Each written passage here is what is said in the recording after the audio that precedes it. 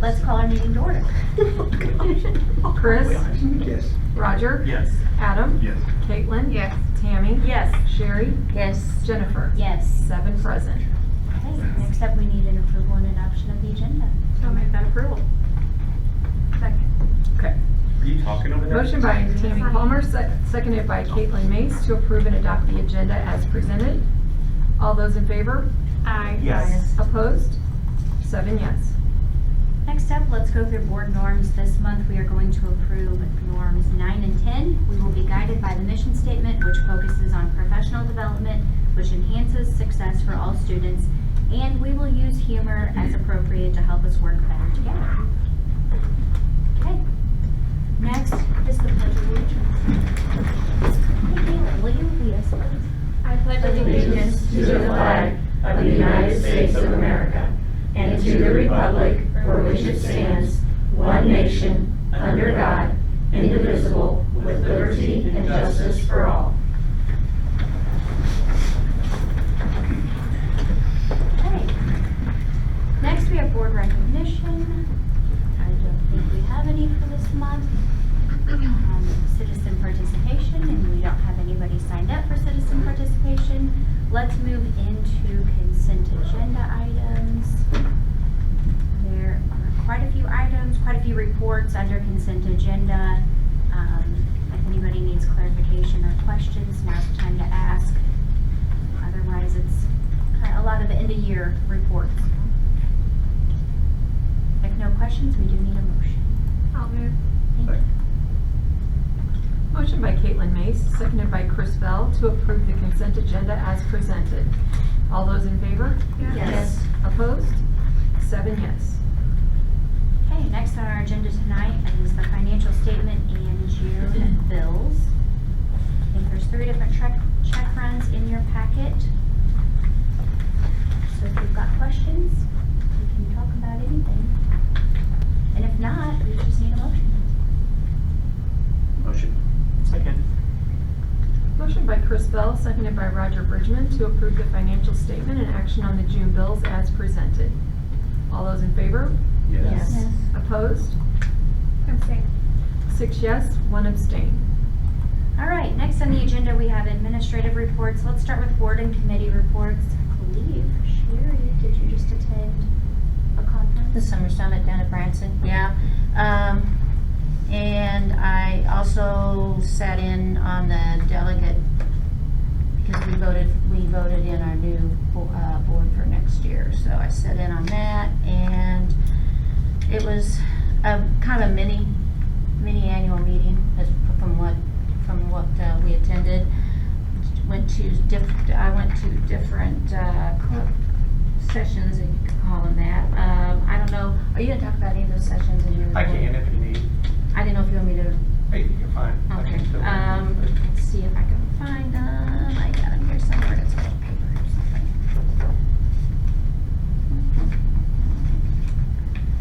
Well, I guess I can't find it. I'd be fine to share. Okay, oh, here we go. Legislative update, of course, it's always a doom and gloom time when you sit in there for an hour and listen to them. And then they went over a bunch of bills, several of the bills that are sitting on the governor's desk right now to be signed. He's they feel that he was taking his time waiting to see about the Kansas City Chiefs rules and maybe St. Louis, see if that was going to pass, and evidently it did.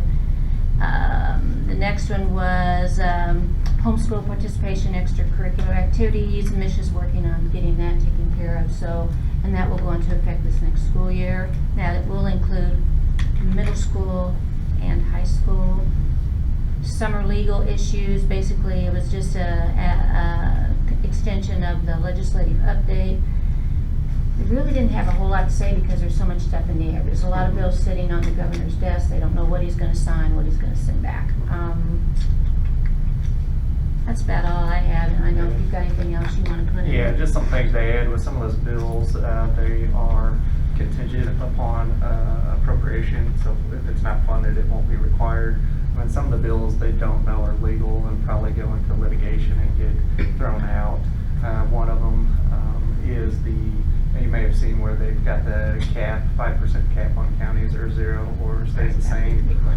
That's probably one of the big things people are curious about. So if the county, right now the way it's written, if the county votes it in to utilize it, it would cap your real estate tax at either 5% to 0, so you go off 2024s, or it would stay the same.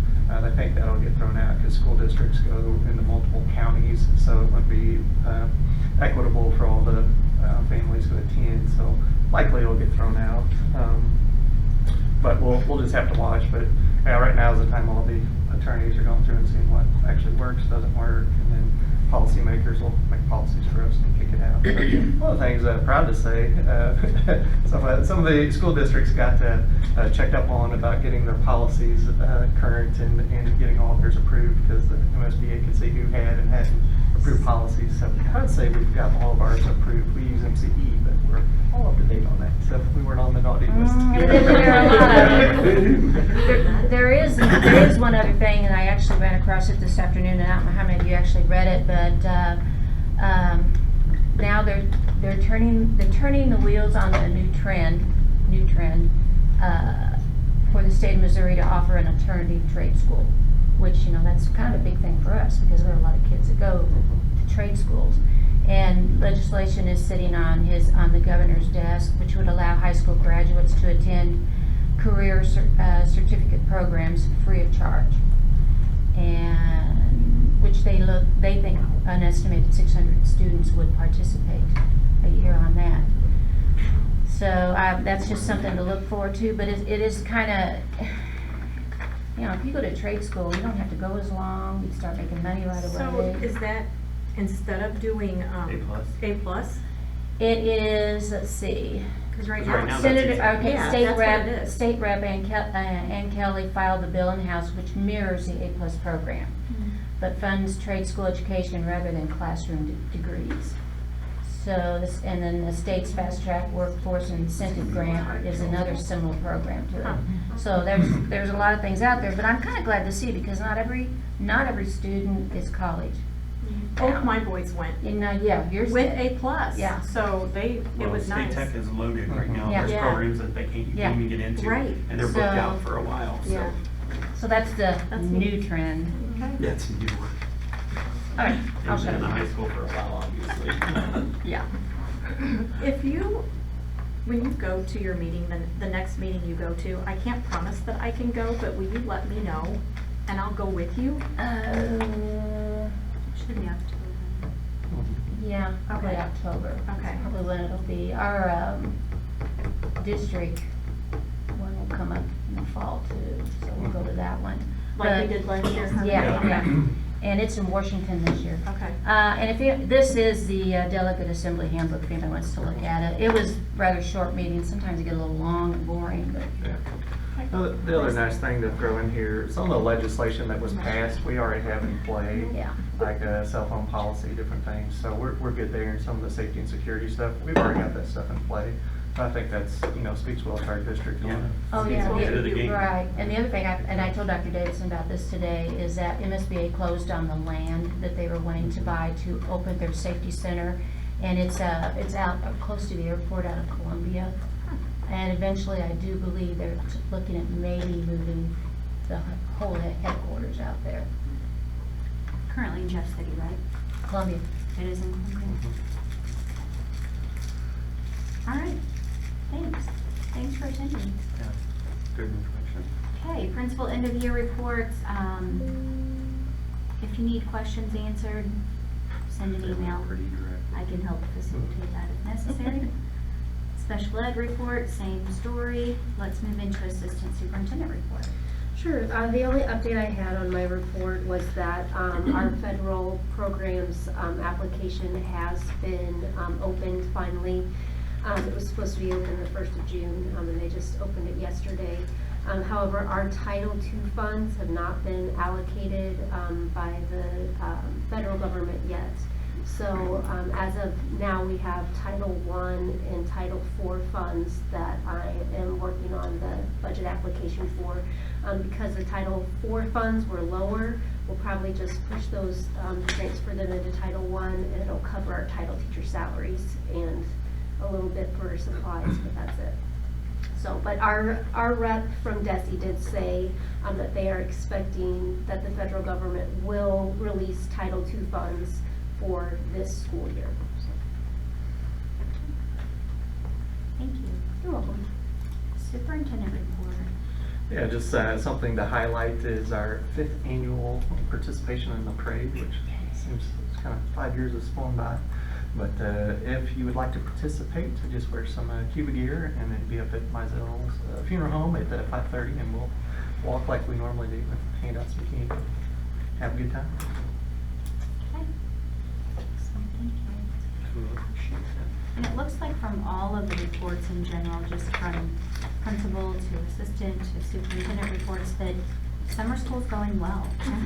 Yeah. So that's a positive as well. Let's move into unfinished business. We've got a 24-25 budget update. So these numbers were pulled at the beginning of the month, but our current expenditures year to date are 94.69% in comparison to our revenues year to date, which are 98.93%. So by the close of June, we'll have those all pulled there. But sitting good, had a good school year. Nothing major popped up on us, which is great news there. Okay. We don't need a motion on that. Let's move into new business. We need to approve our 25-26 preliminary budget. Dr. Davidson has quite the report in your packet. It's about 35 pages long. And it's very in-depth. So, I think that we've had a week and a half to read that, so we could get a very condensed version Sure. tonight if everybody's okay with You that. don't have to cover all 35 That would be pages, a what good you idea. If I recall, my first year I did this was about an hour and a half. Yes, yes, it was. Give you a condensed version. So, just some highlights here. One thing, do have a career ladder budgeted, so it's about a little over $150,000 of our general fund. But then we get that matched by the state, $225,000. So that's in our budget for next year. And then our classroom trust fund money can be split up in various ways in 3 different funds. This year have it 50% staying in Fund 1 to continue to pay operating costs, and then Fund 2, which is our teacher salaries, split the other half in there. So that's equally $327,000 there. Our Fund 4 is a healthy balance at $2.5 million, and that's our capital projects fund. But when you think about where that money goes, a school our size needs to have about $800,000 to $1 million in there for a rainy day if we had some facilities that had something happen to them we need to update. So then that leaves that 1.5 million, but if you consider 2 buses are 300,000 that we typically purchase every year, and then we do approximately 200,000 in roof maintenance, that's 500,000 a year there. So 3 years in that fund, but we can always change how that classroom trust money, where that goes, and we can funnel some into Fund 4. So good balance there. Point 9 there talks about our SAT. In legislation, it was approved for $7,145 to be the new SAT. We're currently operating at $6,760 per student. I did get an email from the state a couple days ago that said the revenues are down, so it's more likely we'll get $6,750 this year instead of that $7,760. So what that indicates, though, if we can't hit this year's SAT, I'm not sure how we're going to hit next year's $7,145, which DESI and MSBA officials have cautioned all districts to be conservative. So I built this off of those advice from our state officials there. But that's kind of just some highlights there. On the page 2, it kind of breaks down where we get our funding. So locally, we get 51%, the county we get 3%, state we get 35%, and the federal government we get about 10%. So that's just where our money comes from. One of the things that kind of affected our budget too, our enrollment is down, so that does affect our overall ADA, and that's multiplied by our SAT, which gives us the money from the state. But looking at this current year, 24-25, we have 106 certified staff, and then 67.5% or 67.5 classified staff. So we've decreased, I think, 3.75 certified staff just with the decrease in student enrollment. And then in there I have the salary schedules, and they have the same board approval date at the bottom. I just at the top changed the next school year to 25-26. And then the other piece that's I think good to point out, our projected reserve for the end of next year is 71.9%, which is good, but that has gone down from the 82%. So we are going down, but in a controlled manner with that deficit spending there. But again, just some highlights there, just kind of left the funding in for the increase for the utilities. And then those reserves are again from having the ESSER 3 funds from previous years that we utilized appropriately, and it freed up our general funds, so that's what kept that money there. And then this past year, last salary schedules we modernized was the administrative salary schedule and the director and professional salary schedule, so we're in a good competitive place there for any of those positions to be filled. And then the next few pages, those are the line item budget there, and then I attached the previous four summaries of our ASBR, so you can kind of have a reference. But one thing to be cautionary, each year has its own story to it, so there's different variables all on one of these numbers and where they're at, so you couldn't really lay these out side by side and kind of make assumptions that would steer you in the wrong direction probably. But does anybody have any questions, or is that a condensed version? Yeah, great. Pretty good, yeah. It's very good. Pass the test. A+. All right. So based on that update that we just, or that little condensed version, we do need a motion to approve the 25-26 preliminary budget. And we'll have a second motion after this. So moved. I'll second. Motion by Roger Bridgman, seconded by Caitlin Mace, to approve the 2025-2026 preliminary budget as presented. All those in favor? Yes. Opposed? 7 yes. We need a second motion to, that's a little bit wordy here, to approve the 24-25 budget to receipts and disbursements after June 30th, 2025, which then finalizes the 25-26 budget. So moved. Second. Motion by Roger Bridgman, seconded by Chris Bell, to approve the 2024-25 budget to receipts and disbursements after June 30th, 2025, which then finalizes the 2025-26 budget. All those in favor? Yes. Yes. Opposed? 7 yes. Okay, next up, I know, Board of Education proposed agenda items, none. Resident agenda items, none. So our last item for open session is just to approve our July board meeting. I would like to throw a caveat out there to maybe look at your schedules and potentially meet, to have a daytime meeting for the month of July, because the third week when we would typically meet is Fair Week, and that's, you know, I think most of us will probably like to attend that. So I would like to, and we did this last year as well, so maybe like a 12 o'clock meeting on not Tuesday, because Wednesday. that's parade day. Wednesday But 16th would be great. Yeah. Wednesday the 16th at noon? Can you Does do that that? work for people? Will that work for you guys? I'll move. You're moving where? Wednesday. We're not there yet. You seem to be patient. We're still talking about it. Can you get away at that time? Oh, yeah. You good? Okay. Everybody, you guys good? I'm good on the day. Okay. Me too. I'll second it, Andy.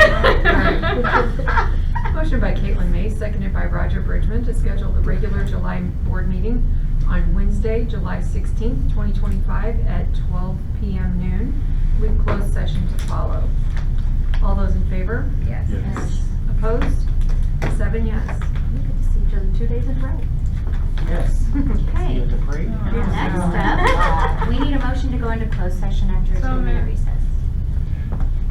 Yes. I know, we had a plan and I failed. I failed it. Guys, you Totally guys. failed it. Caitlin May, seconded by Tammy Palmer, to go into closed session in accordance with the provisions of section 610.021, subsection 3 and 13 of the revised statutes of Missouri in order to discuss personnel after a 10-minute recess. Roger? Yes. Adam? Yes. Caitlin? Yes. Tammy? Yes. Sherry? Yes. Chris? Yes. Jennifer? Yes. 7 yes. Hey,